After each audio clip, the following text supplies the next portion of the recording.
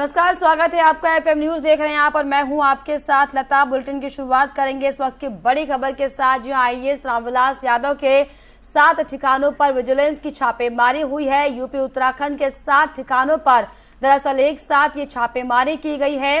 आय से अधिक संपत्ति के मामले में आईएएस रामविलास यादव घिरे हैं। जी हां, आपको बताएं कि आईएएस रामविलास यादव पर विजिलेंस टीम की बड़ी कार्रवाई हुई है। 19 अप्रैल को उनके खिलाफ मुकदमा दर्ज किया गया था।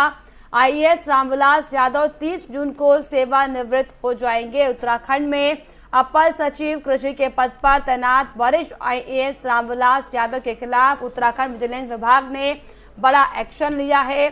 उत्तर प्रदेश और उत्तराखंड में यादव के 7 ठिकानों पर छापेमारी की जा रही है। देहरादून, लखनऊ और गोरखपुर में विजिलेंस विभाग की टीम रेड को अंजाम दे रही है। आय से 500 गुना ज्यादा संपत्ति अर्जित करने के मामले में यादव आरोपी हैं। 30 जून को रिटायर होने जा रहे यादव के खिलाफ इस बड़ी कार्रवाई से यूपी और उत्तराखंड की नौकरशाही में हड़कंप मच गया है। विजिलेंस विभाग की सीईओ अनुषा के नेतृत्व में यादव के देहरादून स्थित ठिकाने पर छापेमारी की जा रही, तो लखनऊ में एडिशनल एसपी रेणु लोहनी और गोरखपुर में सीईओ मंडराल के नेतृत्व में ये कार्रवाई की जा रही है।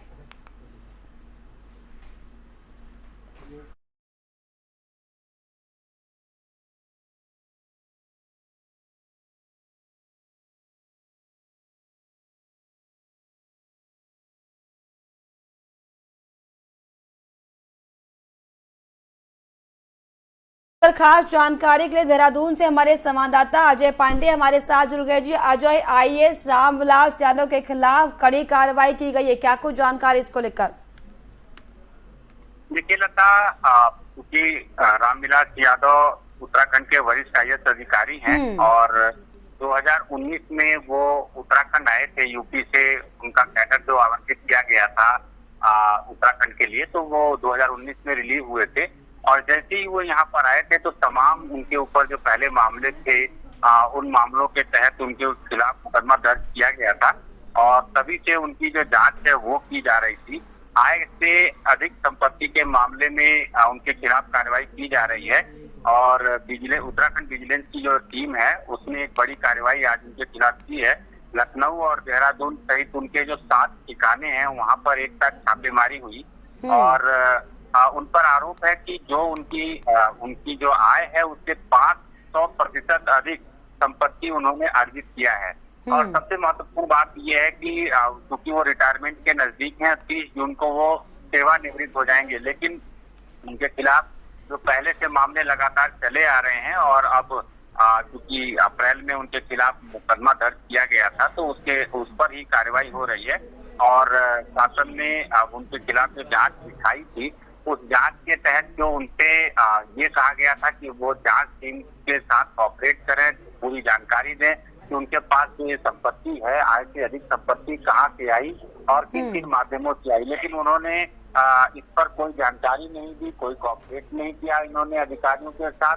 और अब चूंकि उनके खिलाफ कार्रवाई हो रही है तो ऐसे तमाम अधिकारी उत्तराखंड में भी हैं जो आय से अधिक संपत्ति के मामले उनके। तो ऐसे में अजय, खास बात यह है कि इस बड़ी कार्रवाई से यूपी और उत्तराखंड की नौकरशाही में हड़कंप मचा हुआ है, तो क्या कहा जाए कि अब इस पूरी जो जांच इसको लेकर की जा रही है, क्या और अन्य नाम भी इसमें अब शामिल होंगे?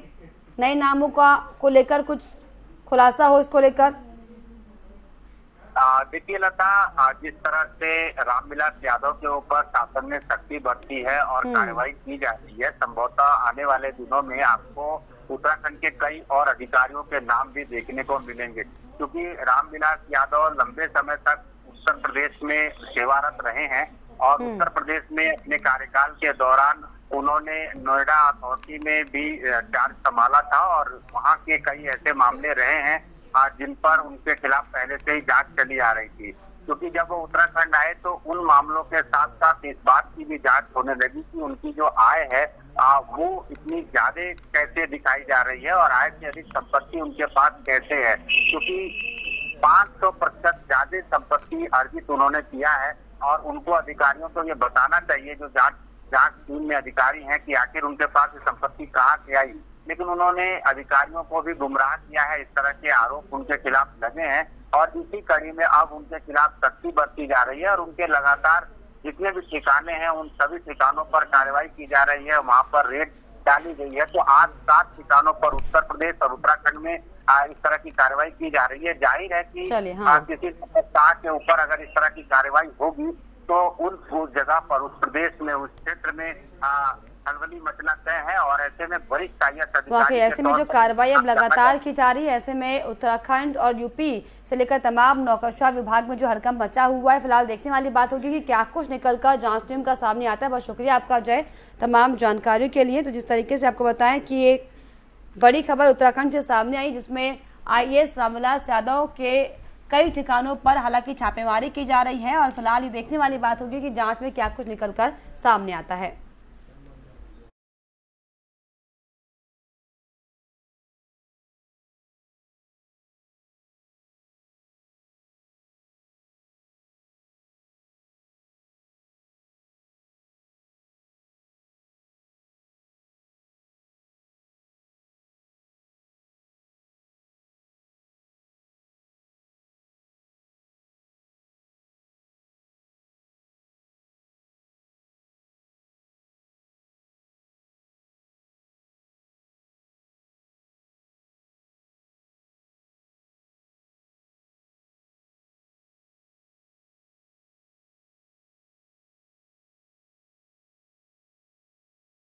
आगे बढ़ेंगे एक और बड़ी खबर की ओर। जी हां, आपको बता दें कि इस तरीके से उत्तराखंड में लगातार CM धामी की शपथ को लेकर तैयारियां की जा रही है। इसको लेकर ये बड़ी खबर आ रही है जिसमें CM धामी 13 जून को विधायक के रूप में शपथ लेंगे।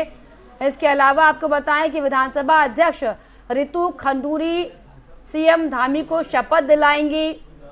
3 जून को धामी ने रिकॉर्ड मतों से चंपावत उपचुनाव जीता था, जिसके बाद अब उनकी शपथ ग्रहण की बारी है और इसीलिए CM धामी के शपथ ग्रहण समारोह को लेकर तैयारियां जोरों पर हैं। CM धामी 13 जून को विधायक के रूप में शपथ लेंगे।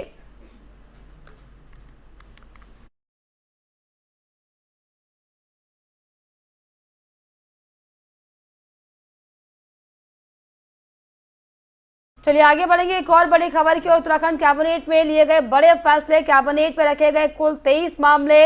होमगार्ड जवानों को महंगाई का भत्ता मिलेगा, ये फैसला लिया गया। इसके अलावा हरिद्वार में त्रिस्तरीय पंचायत चुनाव को मंजूरी दी गई है। वित्तीय वर्ष 2022 और 23 में बजट को मंजूरी दी गई, साथ ही साथ वार्षिक बजट सदन में लाने को मंजूरी दी गई है। जी हाँ, इसके अलावा सिंचाई में सेवा नियमावली को मंजूरी मिली है। मुख्यमंत्री पुष्कर सिंह धामी की अध्यक्षता में आपको बताएं कि प्रदेश मंत्रिमंडल की बैठक में ये फैसले लिए गए। ये सचिवालय में आयोजित बैठक में कैबिनेट ने कुल 23 फैसले लिए। विधानसभा सत्र आहूत होने की घोषणा के कारण कैबिनेट में लिए गए फैसलों की ब्रीफिंग नहीं की गई। वहीं सूत्रों से प्राप्त कैबिनेट के फैसलों के मुताबिक उत्तराखंड विद्यालय शिक्षा बोर्ड में CBSE की तरह आंतरिक मूल्यांकन व अंक देने की व्यवस्था लागू कर दी गई है। कैबिनेट ने वार्षिक बजट प्रस्ताव को विधानसभा के पटल पर लाने को मंजूरी दी। वार्षिक बजट 63,000 करोड़ रुपए होने का अनुमान लगा है। हालांकि सरकार की ओर से इस बारे में कोई जानकारी नहीं दी गई है। कैबिनेट ने हरिद्वार जिले में त्रिस्तरीय पंचायत चुनाव को मंजूरी दे दी है। वहीं विधिक राय लेने के बाद कैबिनेट ने यह निर्णय लिया। हरिद्वार जिले में लंबे समय से आपको बताएं कि त्रिस्तरीय पंचायत चुनाव जो है वो लटके हुए थे।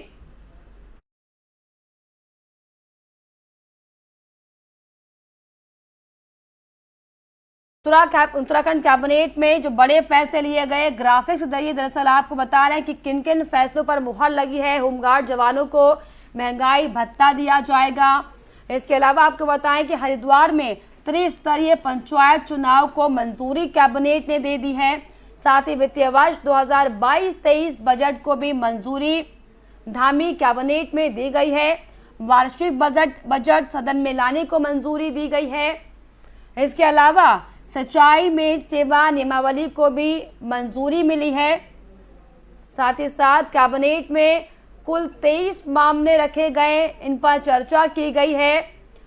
होमगार्ड जवानों को महंगाई भत्ता मिलेगा, तो इसके अलावा कई तमाम अन्य बातें भी इस दौरान कैबिनेट में रखी गई, जिसमें कई बड़े फैसले उत्तराखंड कैबिनेट में लिए गए हैं।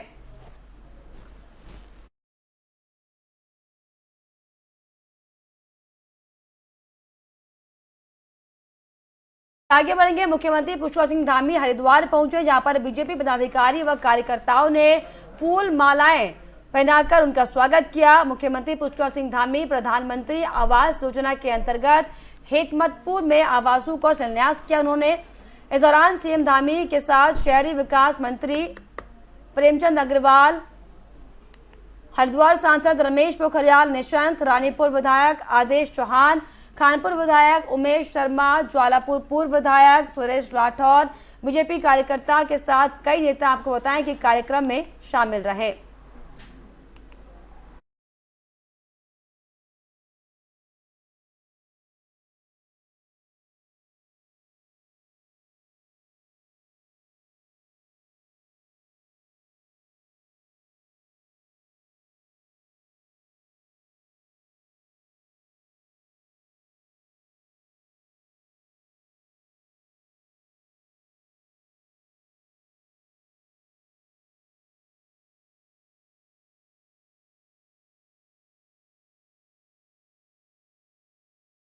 इस योजना का शिलान्यास किया है। इसके अलावा सीएम धामी समेत कई बीजेपी नेता इस दौरान उनके साथ में मौजूद रहे।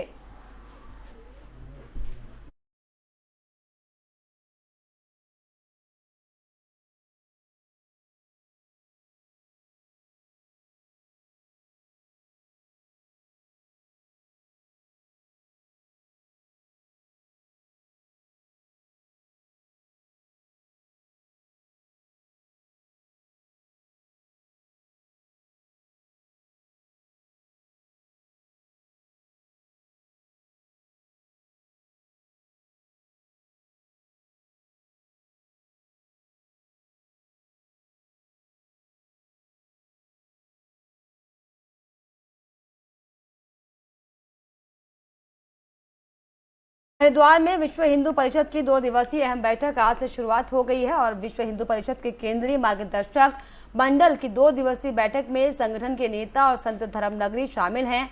इस बैठक में कई अहम मसलों पर चर्चा होगी और फिर प्रस्ताव पारित किया जाएगा। जानकारी के मुताबिक इस बैठक में मथुरा, काशी और समान नागरिक संहिता और जनसंख्या कानून पर देशव्यापी आंदोलन की रूपरेखा बनेगी। विश्व हिंदू परिषद की 2 दिवसीय बैठक में देश भर के अहम पदाधिकारी समेत 300 से ज्यादा साधु संत इसमें हिस्सा लेंगे। वहीं बैठक में अगले 1 साल वीएचपी की देश भर में होने वाले कार्यक्रम की रूपरेखा तय की जाएगी। आपको बता दें कि इस बैठक में लव जिहाद, मस्जिद में लाउडस्पीकर के मुद्दों पर भी चर्चा हो सकती है। इसके अलावा इस बैठक में ज्ञानवापी मस्जिद, कश्मीरी पंडितों की टारगेट किलिंग और घर वापसी, जनसंख्या नियंत्रण और समान नागरिक संहिता जैसे कानून मुद्दों पर भी चर्चा की जाएगी।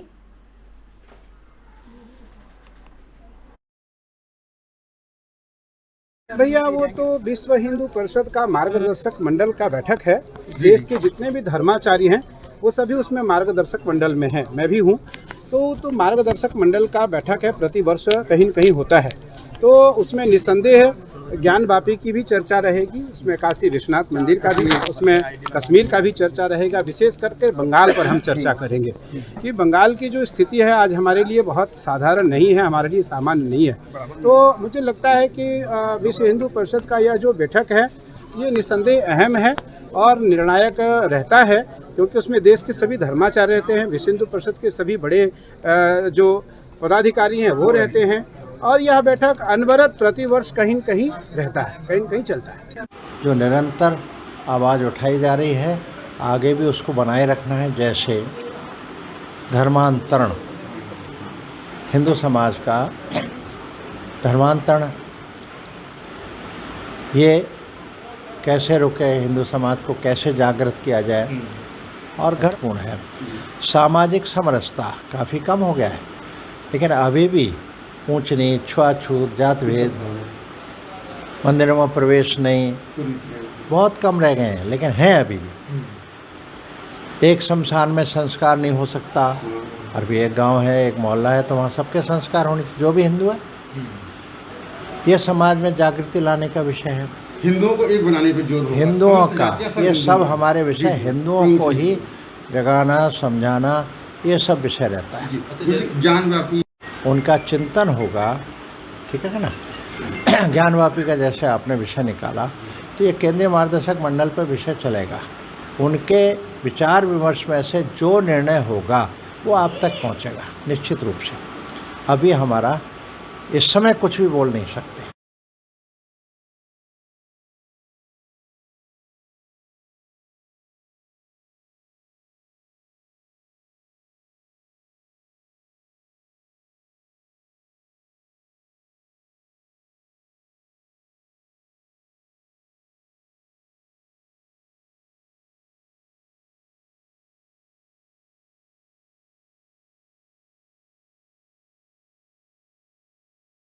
इस पर खास जानकारी के लिए हरिद्वार से हमारे संवाददाता मनोज कश्यप जुड़ गए। जी मनोज, आज से 2 दिवसीय विश्व हिंदू परिषद की बैठक खास होने वाली है, क्या ये बैठक शुरू हो चुकी है और बैठक में क्या कुछ खास होने वाला है? जी बिल्कुल, देखिए लता, मैं आपको बता दूं, आज विश्व हिंदू परिषद की जो महत्वपूर्ण माने जा रहे, क्योंकि 1964 में विश्व हिंदू परिषद की स्थापना के बाद से साल में 2 बार होने वाली केंद्रीय मार्गदर्शन की बैठक है, जिसमें कहीं न कहीं ये बड़ी महत्वपूर्ण बैठक होने वाली है। आज दोपहर 3 बजे के बाद ये बैठक शुरू होगी। इसका जो दूसरा सत्र होगा वो कल यानी कि 12 जून को सुबह 9 बजे से शुरू हो जाएगा। कहीं न कहीं ये बैठक बहुत अहम माने जा रही, क्योंकि आपने देखा होगा जब हनुमान जयंती कहीं न कहीं पूरे देश में दंगे हुए थे, पथराव किया गया था, उस पर भी यहाँ पे विचार किया जाएगा। और इस बैठक में 300 से अधिक साधु संत शामिल होंगे, हरिद्वार के तमाम साधु संत शामिल होंगे, साथ ही साथ जो हरिद्वार के 13 अखाड़ों के महामंडलेश्वर और यहाँ के साधु संत भी शामिल होंगे। जी बिल्कुल, तो क्या कहा जाए, आज इस तरीके से देशव्यापी आंदोलन करने के लिए एक नए तरीके से रूपरेखा को तैयार इसमें किया जाए, क्योंकि जिस तरीके से अलग अलग जो ज्वलंत मुद्दे निकलकर सामने आ रहे हैं, चाहे ज्ञान माफी का मसला क्यों ना हो, चाहे जिस तरीके से यूपी में अलग अलग जगहों जो हिंसा की तस्वीरें सामने आई, इनको लेकर खास चर्चा की जाएगी और किस तरीके का रोड मैप और रूपरेखा इसको लेकर तैयार की जाएगी। बिल्कुल, देखिए लता, जिस तरीके से विश्व हिंदू परिषद की बैठक है, 2 दिवसीय बैठक होने वाली है, और इसमें यहाँ पे तमाम जो साधु संत है, देश विदेश देश के कोने कोने से साधु संत हरिद्वार और कई दिन पहले से साधु संतों का आना यहाँ पे शुरू हो गया था। और कुछ ही समय के बाद में अब वो समय आने वाले जब यहाँ पे साधु संत एक हॉल में यहाँ पे सब शामिल होंगे, वो बैठक यहाँ पे रखी जाएगी। और देश के अंदर जिस तरीके से कहीं न कहीं जो हिंदुत्व है उनको दबाने का काम किया जा रहा है, जो हिंदू संगठन है उसको कैसे मजबूत कर रहे हैं यहाँ पे, और जिस तरीके से यहाँ पे आपने देखा होगा कि कानपुर में भी दंगे हुए हैं, और कहीं न कहीं जो हिंदू लोग हैं उनको यहाँ पे दबाने की कोशिश की जा रही है। और साथ ही साथ जो ताजमहल के जो मामले चल रहे हैं उनको लेकर भी यहाँ पे चर्चा की जाएगी। कहीं न कहीं बड़ी महत्वपूर्ण बैठक होने वाली है, और इसको लेके यहाँ पे तमाम चीजें पहले से कर ली गई थी। और अब यहाँ पे बैठक कुछ ही समय, लगभग 3 बजे का समय रखा गया है, जब तमाम साधु संत यहाँ पे शामिल होंगे। और आपने देखा होगा कि जब अभी बीते साल में यहाँ पे एक धर्म संसद का आयोजन भी किया गया था, उसमें तमाम साधु संत शामिल हुए थे, लेकिन एक विशेष समुदाय के लोगों के खिलाफ यहाँ पे कुछ टिप्पणियां की गई थी, जिसके बाद में यहाँ पे साधु संतों की गिरफ्तारी भी हुई थी। लेकिन इस बार विशेष ध्यान रखा जाएगा कि किसी के लिए कोई टिप्पणी नहीं करनी, केवल यहाँ पे हिंदुत्व को कैसे मजबूत करना है, संगठन को कैसे मजबूत करना है, हिंदुओं को कैसे मजबूत करना है, इन सब विषयों के ऊपर यहाँ पे चर्चा की जाएगी। बहुत शुक्रिया आपका मनोज तमाम जानकारियों के लिए। तो खास बैठक आज विश्व हिंदू परिषद के संत करने वाले हैं, जिसमें कई अहम मुद्दों को लेकर खास चर्चा दौरान की जाएगी।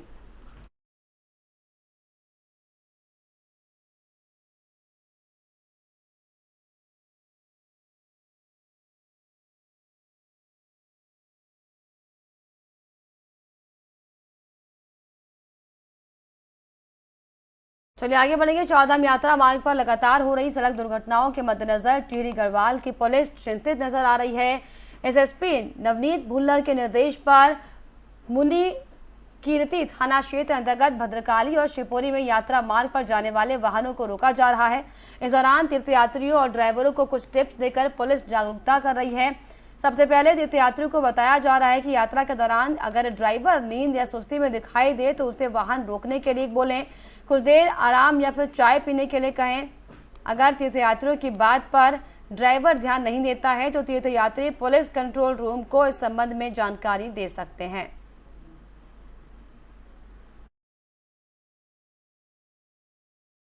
हमारे डीजीपी महोदय और एसएसपी टिहरी महोदय के निर्देशन में हम लोग जो तीर्थयात्री आ रहे हैं, चारधाम यात्रा पे आ रहे हैं, उनको जागरूक कर रहे हैं, ड्राइवरों को भी और यात्रियों को भी।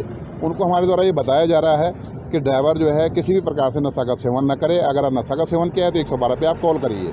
अगर उसको नींद आ रही है तो आप रास्ते में रुक जाइए और थोड़ा उसको 5-10 मिनट का रेस्ट दें, चाय पिलाएं या मुँह हाथ धों, उससे आगे वो न बढ़े और लंबी दूरी तय न करे, क्योंकि पहाड़ी मार्ग हैं, दुर्घटना की संभावना बनी रहती है।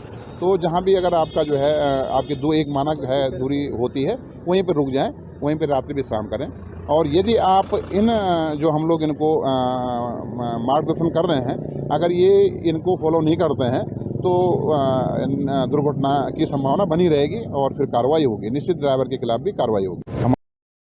चलिए अब खबर खटीमा से, जहां पर अवैध रूप से चल रहे मिट्टी खनन की सूचना पर खटीमा एसडीएम ने कार्रवाई की है। अवैध खनन तत्काल छापा मारकर अवैध खनन में लिप्त एक जेसीबी और एक ट्रैक्टर ट्रॉली को कब्जे में लेकर सीज कर तहसील परिसर में खड़ा कर दिया है। वहीं मौके से कई खनन कारोबारी अपना ट्रैक्टर ट्रॉली लेकर भागने में सफल रहे। आपको बता दें कि खटीमा तहसील क्षेत्र के कई हिस्सों में दिन रात लगातार अवैध खनन का कारोबार चल रहा है, जबकि खटीमा प्रशासन की ओर से अवैध खनन पर नकेल कसने के लिए लगातार कार्रवाई भी की जाती रही है, लेकिन फिर भी खनन माफिया बेखौफ और निडर होकर अपने कार्यों को अंजाम दे रहे हैं। और इसी कड़ी में एसडीएम रविंद्र बिष्ट द्वारा छापा मारकर कार्रवाई करते हुए एक जेसीबी और एक ट्रैक्टर ट्रॉली को पकड़कर सीज किया गया है। हमें सूचना मिली थी कि बूढ़ मोहल्ला में कहीं पे अवैध रूप से खनन करके मिट्टी उठाई जा रही है, तो उसी सूचना पर हमने तत्काल छापा मारा और ये यहाँ पर मौके पे हमें एक जेसीबी और कुछ ट्रैक्टर ट्रॉलियाँ मिली। एक ट्रैक्टर ट्रॉली और जेसीबी हम सीज करके अपने तहसील परिसर में हमने खड़ा कर दिया। बाकी भागने में सफल रही, लेकिन हम उसकी नफ्ती कर लेंगे। कितना भी उन्होंने अवैध खनन किया गया उसका जुर्माना उन पर इम्पोज कीजिए।